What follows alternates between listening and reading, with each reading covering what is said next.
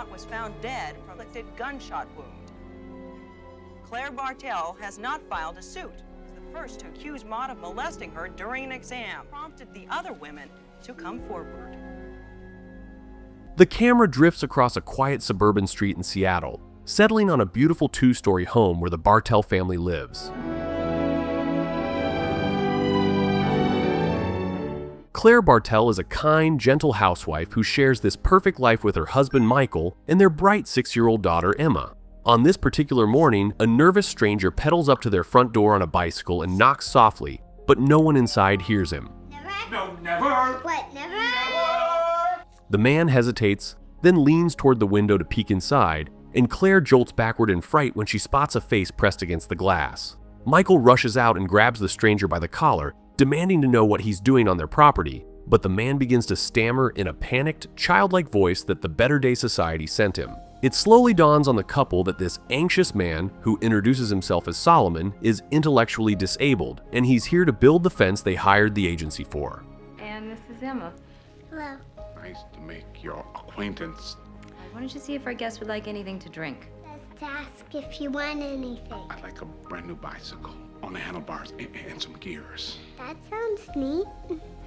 Michael and Claire walk him out to the garden, where Solomon begins measuring the yard by counting his footsteps, and the couple exchange worried glances about whether he's truly capable of doing the job. Solomon notices their faces and breaks into a shy grin, then pulls out a real measuring tape and tells them he was only joking. Just like that, Solomon enters their lives. Right is right.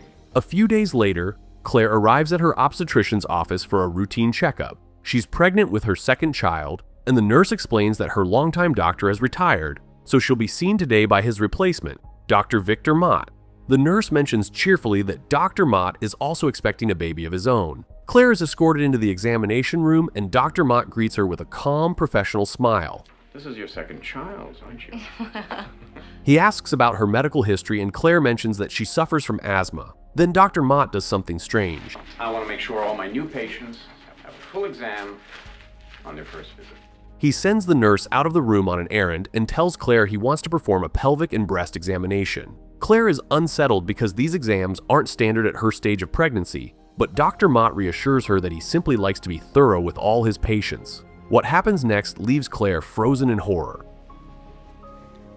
Dr. Mott peels off his latex gloves before touching her, and his hands linger in places they have no business being. By the time the appointment ends, Claire is trembling, her asthma flaring up from the panic crawling through her chest. She drives home in a daze, and the moment she sees Michael, she collapses into his arms and tells him everything. Michael is shaking with rage. He insists they file a complaint immediately, and although Claire is afraid no one will believe her, Michael promises her she's doing the right thing. Several days later, Dr. Mott sits alone in his living room watching the evening news. The reporter announces that after Claire Bartel's accusation, 4 more women have come forward with nearly identical stories. His career, his reputation, his entire life is collapsing before his eyes. 4 more women have come forward. He stares at the screen, then quietly walks to a drawer, takes out a handgun, and ends his own life. Attorney's office. Dr. Mott was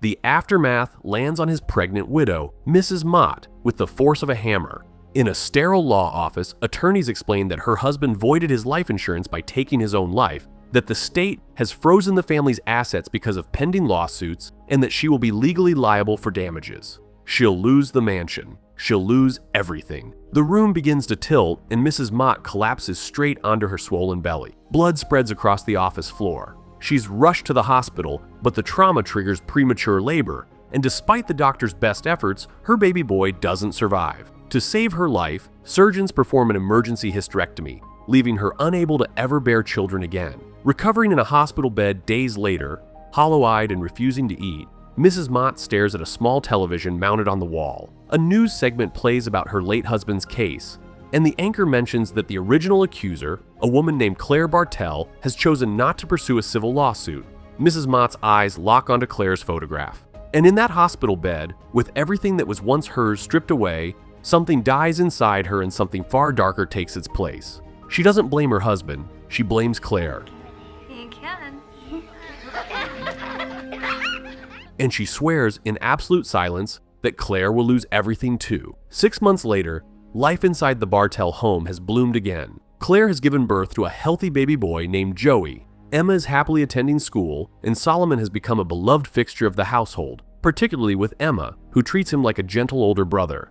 Claire dreams of building a greenhouse in the backyard to indulge her lifelong passion for plants. And Michael, knowing how stretched thin she'll be with 2 children and a construction project, suggests they hire a live-in nanny. That same morning, Claire walks Emma to the school bus, but forgets to give her a raincoat. As she sprints after the departing bus waving the coat, a woman steps directly into the road and forces the bus to brake. Claire thanks the stranger breathlessly, never realizing she's just locked eyes with the architect of her destruction. The woman introduces herself with a warm smile as Peyton Flanders. Oh, hi. I'm Peyton Flanders. Hi. She's heard the Bartels are looking for a nanny, and she's come to apply for the position. Claire is briefly confused since she didn't schedule an interview, but Peyton explains charmingly that she heard about the opening through other nannies in the area. And nannies talk, and I heard that your family needed someone. Desperate for help and disarmed by Peyton's poise, Claire invites her inside. Over tea, Peyton spins a tragic backstory. Years ago, she says, her husband and her child died within days of each other, and complications left her unable to have more children. A friend pointed her toward nannying, and caring for other people's babies became the closest thing to motherhood she could ever know. Claire's heart aches for her. She has no idea every single word is poison wrapped in honey. Claire takes Peyton upstairs to meet Joey, then steps out briefly to run an errand. Alone with the baby for the first time, Peyton gazes down at him with an expression that should chill anyone watching. It isn't admiration, it's hunger. Just then, Solomon arrives to ask about a task, and as he extends his hand to shake hers, he accidentally smears paint across her blouse. He apologizes profusely. Peyton smiles and says it's fine, but her eyes file him away as a problem to be solved later. Oh, he's beautiful. Oh, well, I've taken up half your morning. It's no problem. Peyton, would you like to have dinner with us tonight? I'd love for you to meet the rest of the family. Tonight? I'd love to. That evening, Peyton stays for dinner and charms the entire family. She bonds easily with Emma, listens intently to Michael, and laughs warmly at all the right moments. Hi. That was one of the all-time great meals. I was in charge of salad dressing. At one point, Claire's earring slips off and rolls under the table. Peyton sees it, picks it up, and quietly pockets it. Later, while everyone is in the living room, Peyton dramatically rushes in, claiming she found the earring inside baby Joey's mouth. I'm sorry I frightened everybody. I'm glad you got there for time. Claire is horrified and apologizes for her carelessness, but Michael waves it off. The trap has been set, and the parents have already begun to doubt themselves. By the end of the night, Peyton is hired. The next day, Peyton officially moves into the Bartel home. She arrives bearing a wind chime as a housewarming gift, which Claire hangs just outside Joey's bedroom window. Peyton is given a sunlit room near the basement. That night, after the house has fallen asleep, Peyton creeps up the stairs to Joey's nursery. She picks up a pillow, and for a heart-stopping moment, it looks like she intends to smother the baby. Instead, she drapes the pillow over the baby monitor to muffle any sound. Then she lifts Joey into her arms, settles into the rocking chair, unbuttons her blouse, and begins to breastfeed him. Is there anything more grotesque than a woman stealing a mother's place one feeding at a time?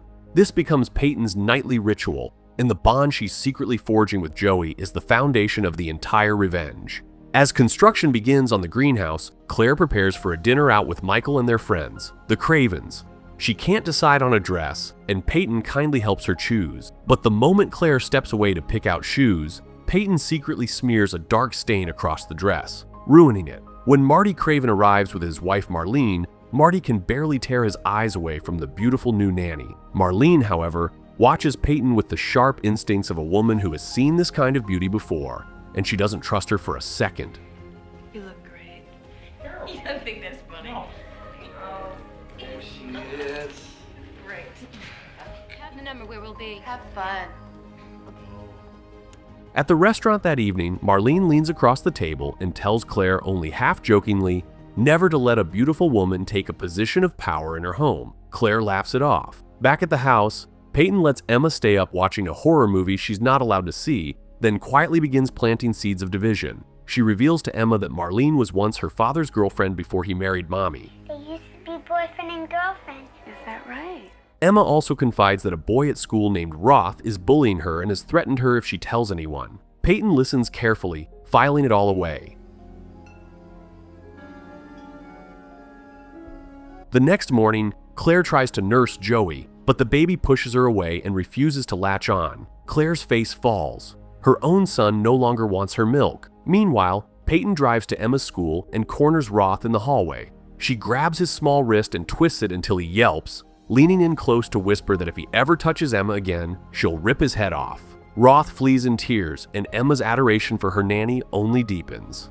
Peyton is becoming the children's hero, and Claire is becoming a stranger in her own home. Around this time, Michael is preparing an important business proposal that he and Claire stayed up all night drafting together. Claire offers to drop it off at FedEx for him on the way to volunteer at her community greenhouse, where she's worked for the past 7 years. Peyton accompanies her, and while Claire is distracted watering plants, Peyton slips the proposal out of her purse, locks herself in a bathroom stall, and tears it to shreds in a quiet, seething rage. Later at FedEx, Claire frantically searches her bag and finds nothing. The panic triggers her asthma. She gasps and fumbles for her inhaler, finally calming herself, but Peyton has been watching from the car. Now Peyton knows Claire is asthmatic. That weakness will matter later. That night, Claire breaks down apologizing to Michael, who forgives her because that's who he is. But the cracks are spreading.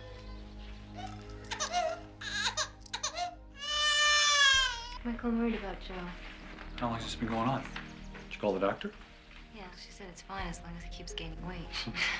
I'm sure he's fine, honey. Days later, Peyton visits Michael at his office with Joey in her arms and gently suggests that he plan a surprise birthday party for Claire to lift her spirits. Michael, touched by the thoughtfulness, agrees immediately. Peyton has just engineered a situation where Michael and Marlene will need to meet alone to plan the party, which Peyton fully intends to weaponize. Back at the house, Solomon walks in on Peyton breastfeeding Joey. He freezes in the doorway, his mouth opening in confused horror. Peyton's face hardens. Later, she corners him alone, and her sweet voice drops away entirely. She calls him a retard, asks if he enjoyed watching her, and warns him that if he says one word, she'll make sure he ends up in prison. Solomon trembles but keeps repeating one shaky sentence.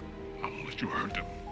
That evening, the Bartels surprise Solomon with a brand new bicycle as a token of appreciation. Solomon's eyes fill with tears because no one has ever been this kind to him, but Peyton has already chosen her next move. She tells Claire she's noticed Solomon touching Emma in ways that don't seem appropriate. Claire is sickened by the suggestion and insists Solomon would never, but a tiny worm of doubt begins to gnaw at her. A day or two later, while Claire is working in the greenhouse, Peyton claims the baby monitor's batteries have died and suggests Solomon might have spares in his toolbox. Claire walks over to check and finds, tucked between his tools, a pair of Emma's underwear. Her world goes white. She charges out screaming, slapping Solomon, demanding to know what he's done to her daughter, while Peyton watches from the porch with quiet satisfaction.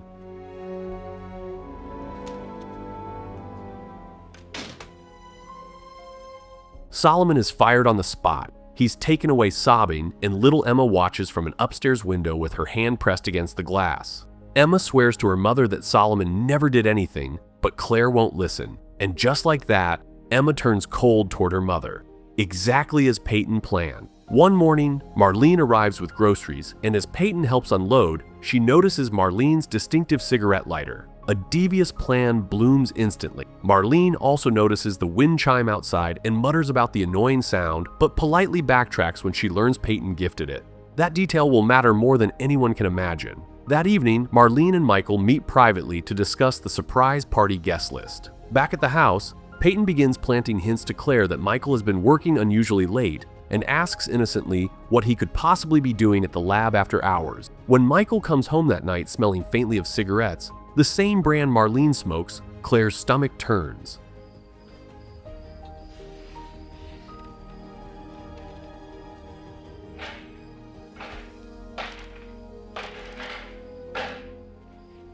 I heard something. Well, Can I fix you something? no thanks. Are you sure? I'm sure. A few days later at the dry cleaner, the laundress hands Claire a lighter found in Michael's coat pocket. Marlene's lighter. Claire's chest tightens as the picture forms. Her husband is sleeping with her best friend. She drives home shattered, and when little Emma tries to pull her into the next room, Claire snaps at her to go upstairs. Michael appears, dressed up for the evening, and Claire explodes. She accuses him of cheating with Marlene. her voice rising into screams that echo through the house. Michael stares at her, stunned, then slowly opens the door to the next room. A dozen friends, including Marlene, stand frozen with a birthday cake in their hands. They heard everything. The party is destroyed.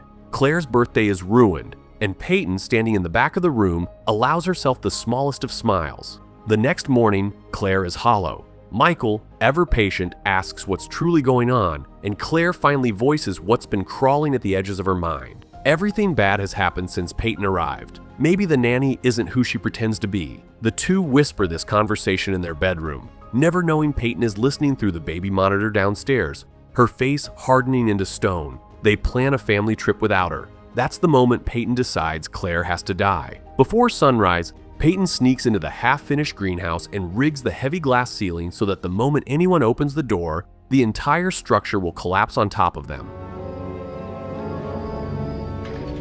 Meanwhile, Marlene is at her real estate office sorting through property listings when something catches her eye. A foreclosed mansion belonging to the late Dr. Victor Mott, and hanging on its porch in the listing photograph, she sees a wind chime, the exact same wind chime hanging outside Joey's nursery. Marlene's blood runs cold. She digs deeper online, pulling up photos from Dr. Mott's funeral, and there in the front row of mourners, dressed in black with a swollen pregnant belly, is Peyton Flanders. Mrs. Mott. Marlene snatches her keys and races out the door. She calls the Bartel home, but Claire has already left for her volunteer shift. Marlene speeds to the house, where Peyton answers the door with a serene smile. Marlene accuses her of being an imposter and threatens to expose everything. She demands to know where Claire is, and Peyton, calm as still water, tells her Claire is in the greenhouse. Marlene runs through the backyard and yanks the greenhouse door open.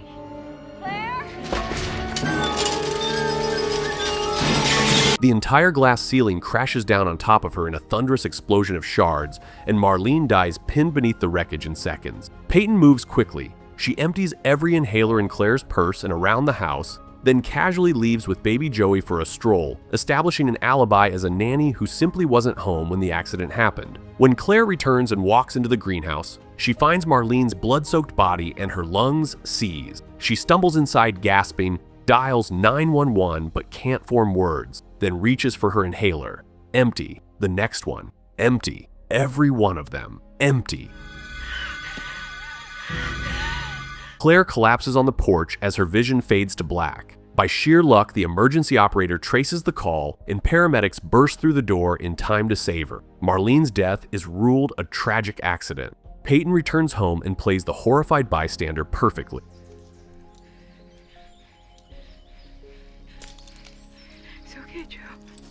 Claire spends days recovering in the hospital, and back at the Bartel home, Peyton makes her boldest move yet. As Michael steps out of the shower, she greets him in the hallway with a towel and tries to seduce him, hinting that Claire is fragile and broken and that he needs comfort. Michael recoils. He tells her flatly that there is only one woman in his life and walks past her with a look of disgust.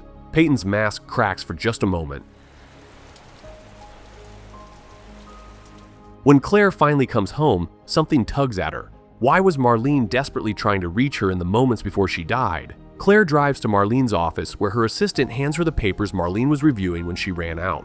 Claire flips through them and stops at one listing, Dr. Mott's old house. She drives there alone, telling the realtor she's interested in a tour. Room by room, she walks through the empty mansion until she steps into what was meant to be a baby's nursery, and there on the walls is the exact same wallpaper Peyton recently put up in Joey's nursery. Claire's breath stops.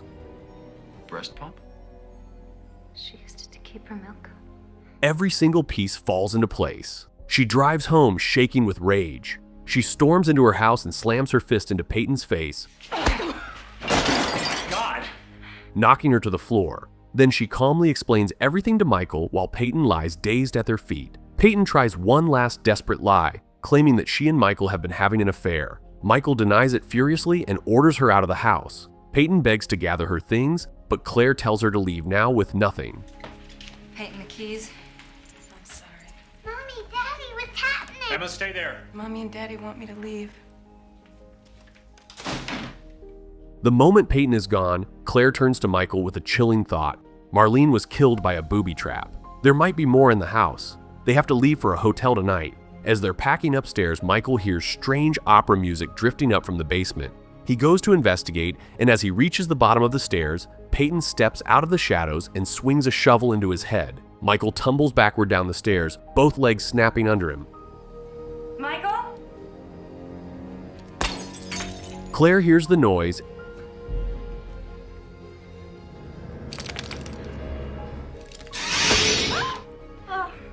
She's in the house, Claire. My legs are broken. Call the police, Claire. And rushes for the phone to call the police. But Peyton ambushes her from behind and knocks her unconscious with a blow to the head. Peyton then climbs the stairs toward the children's rooms, intending to take Joey and disappear forever. But 6-year-old Emma is smarter than anyone has given her credit for. She quickly grabs baby Joey and hides, and when Peyton enters the nursery, Emma slams the door behind her and locks the nanny inside.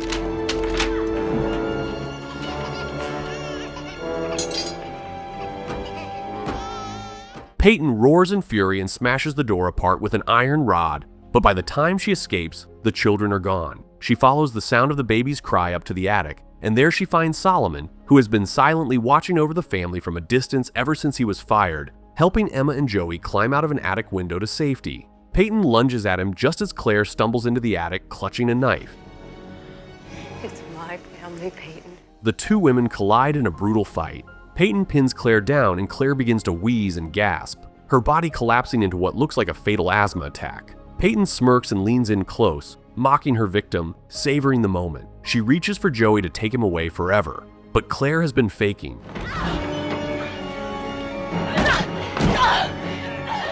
She rises like a coiled spring, and with Solomon's help, she shoves Peyton backward through the attic window. Peyton falls screaming and is impaled on the wooden picket fence below, her body going limp as the last of her revenge dies with her. In the aftermath, Claire turns to Solomon with tears streaming down her face. She apologizes for everything, for ever doubting him, for letting Peyton turn her against the gentlest soul she's ever known. She hands him baby Joey to hold. Solomon is terrified, his hands trembling, afraid he'll do it wrong. Claire smiles and tells him she trusts him completely. Solomon cradles the baby with the most tender care imaginable. Together, they walk downstairs to Michael as red and blue lights flood the windows and police sirens fill the night air. The hand that rocked the cradle has been stopped, and the family Peyton tried to destroy walks out of the nightmare whole.